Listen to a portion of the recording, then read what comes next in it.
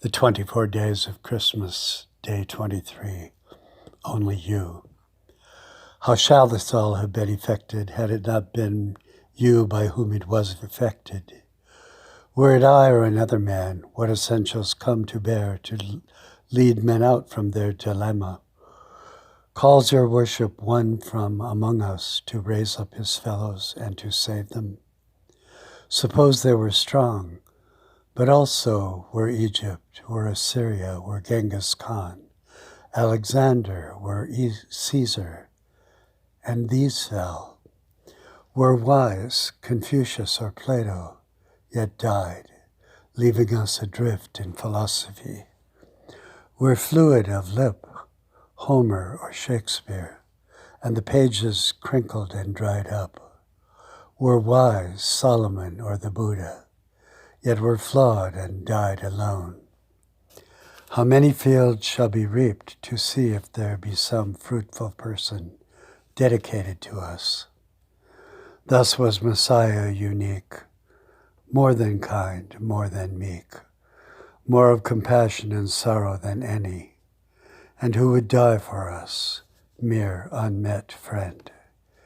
Each day was to his own peril, each to his own suffering, yet in joy, for his spirit ever aligned to the Father, and loved the Father, and was loved. Who here shall have loved enough to sustain 1 hour of sacrifice, 1 hour of covenant?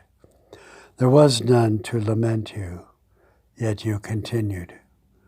Out of thy star there was some declension into madness, as we see it, for we are crawling between heaven and earth, but you are not.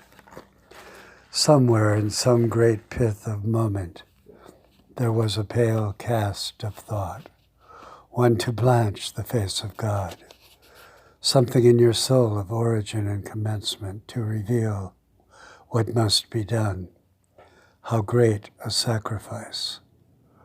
From brightness of heaven down to gloomy stone halls must fall the scepter of life, to be buried in the earth. Something in the soul of the Father could not release the Son, and some else could not hold you. Messiah was born in that thought, one who saves.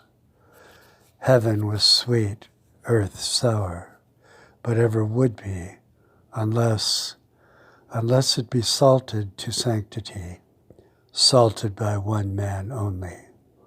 Who and when? Who and when and how? Who and when and how and why? The answers were not certain, yet it was an imperative. Always there is jeopardy in love, even in the acts of God. Came the long-expected one. Men entered a world from which there was no escape, so also Jesus. Yet there had not yet been heard resurrection, where death was not the end, but the entry. The Lord saw fit to deprive us of himself for a time, his private garden self.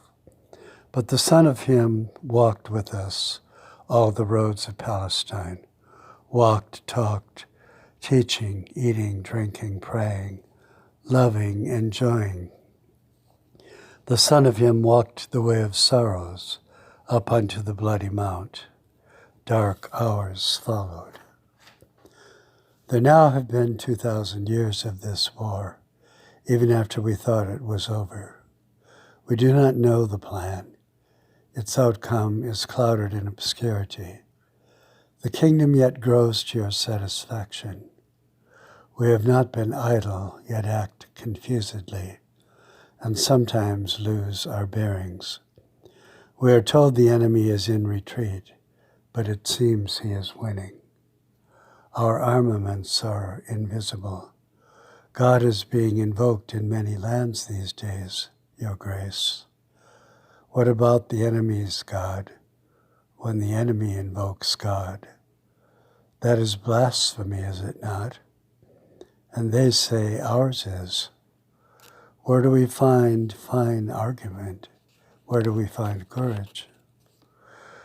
We want to cultivate the arts of peace, but they are splattered in the streets. The world is an armed camp.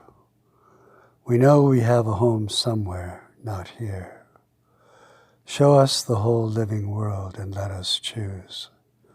No, better yet, show us your footsteps in the pristine snow, and we will follow you wherever you go.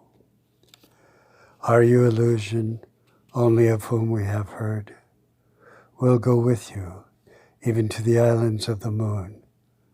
Yet you have placed us here to purpose, as placed the sun and the time of him. Disgraceful things occurred, all to be replaced by grace, to be interfered by hope, such that man cannot defeat it. We bring honor to the dishonorable earth simply by believing you. Even as the Father says, none shall come to me but by way of the Son. No, there was none other to effect the saving of the world. Only you, only you. Amen.